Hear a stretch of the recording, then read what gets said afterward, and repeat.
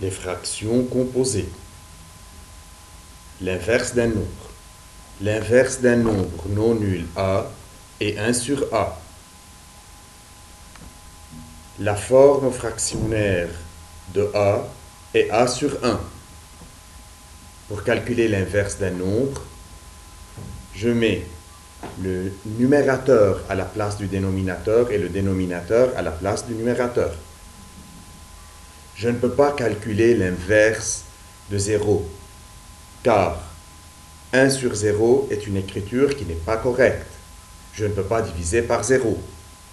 Le produit d'un nombre par son inverse est égal à 1. A fois 1 sur A qui est son inverse est égal à 1. Par exemple, l'inverse de 3 cinquièmes. 3 cinquièmes est une fraction. Son inverse, c'est 5 tiers.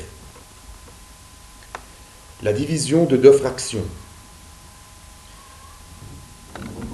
Les lettres A, B, C et D sont des entiers non nuls. Si je veux diviser A sur B par C sur D, A sur B divisé par C sur D est égal à A sur B. Je garde la première fraction, puis la deuxième fraction, je l'inverse et le signe entre les deux fractions qui était une division devient une multiplication. Alors, A sur B divisé par C sur D, c'est A sur B fois D sur C. A fois D, c'est AD. B fois C, c'est BC. Pour les exemples, 7 cinquièmes divisé par 10 tiers.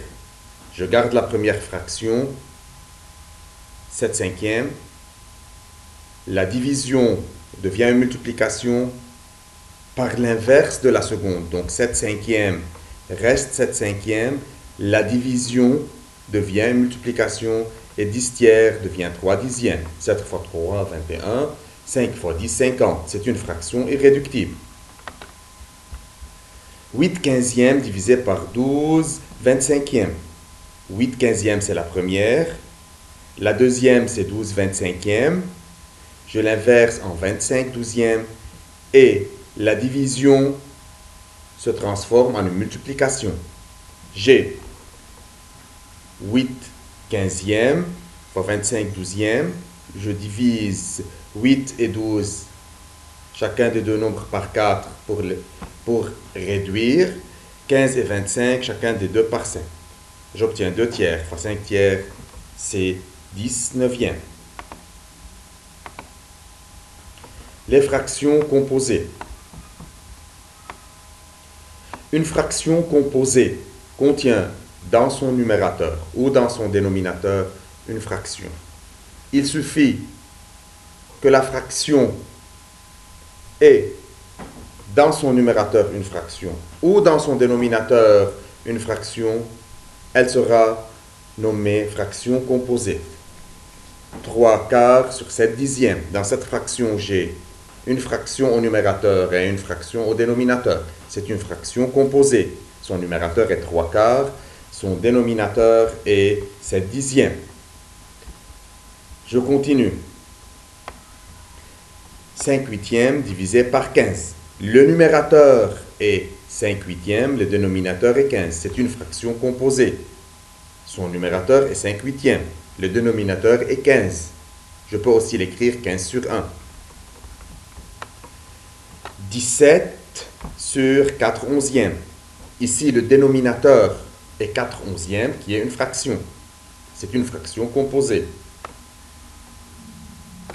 Application. Simplifiez les fractions composées suivantes. 15 demi sur 7 huitièmes. 15 demi, je la recopie. La division devient une multiplication par l'inverse de la seconde. Fois 8 septièmes, je simplifie puis je calcule, j'obtiens 60 septièmes. 3 quarts plus 1 huitième sur 10. Je vais commencer par calculer. Je dois avoir une fractions au numérateur. Le dénominateur commun ici, c'est 8. J'obtiens 6 huitièmes plus 1 huitième, c'est 7 huitièmes, sur 10. 10, je la considère 10 sur 1. C'est 7 huitièmes fois 1 dixième, c'est 7 sur 80. Fraction irréductible. On a là aussi des exemples. 1 moins 15 quarts sur 10 18e. Au numérateur, on va calculer pour obtenir une seule fraction.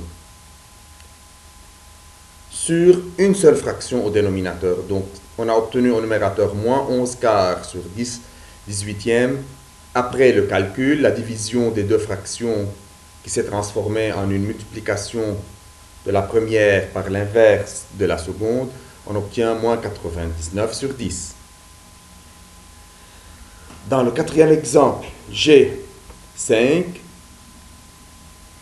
sur 4 sur 3 demi.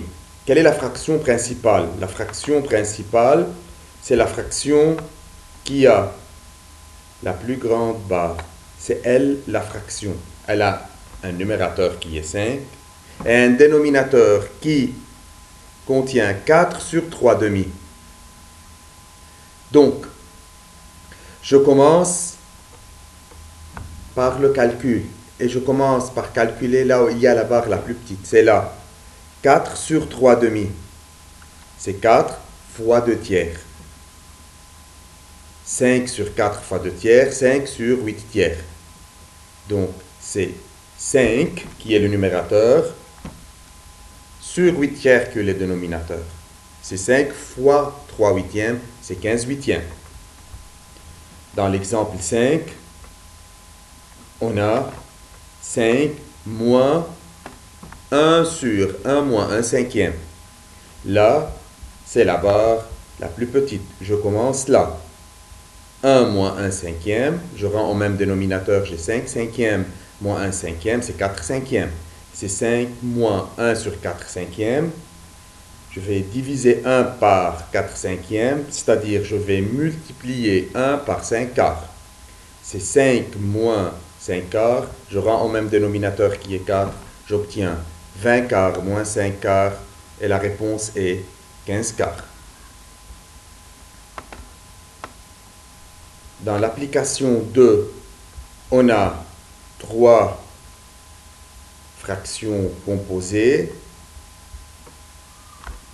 Vous allez essayer vous-même de calculer.